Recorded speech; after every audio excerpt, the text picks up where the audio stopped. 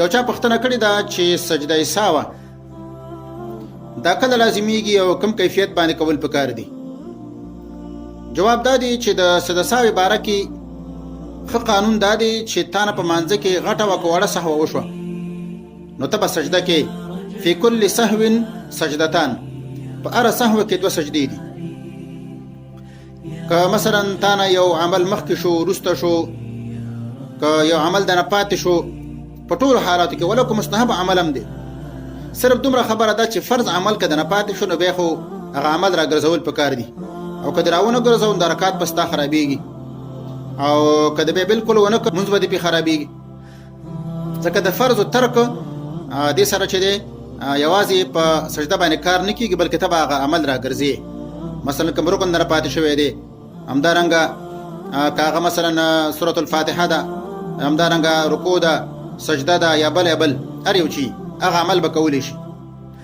نو خو که د فرض تاخیر دنه وشو یا نور دینه غیر د هر عمل ترک دنه وشو یا تقدیم او تاخیر دنه وشو نو تا باندې 2 سجدې دي. لیکن اسانه طریقه دا ده د سجده سهو چې د مانځه په هر ځای کې ته سهو شولې نو سجده سهو د سلام نه بعد کوه. یعنې کله چې ته مونځ ټول خلاص کړې وقنا عذاب النار ته ورسېږي یا بله دعا ته لوستل او هغې د دعا اخر ته ورسېږي نو یو طرف د سلام واړوه او بیا چې دی 2 سجدې وکړه بیا سلام واړوه. صرف په 2 ځایونو کې د سلام نه مخکې کول پکار دي.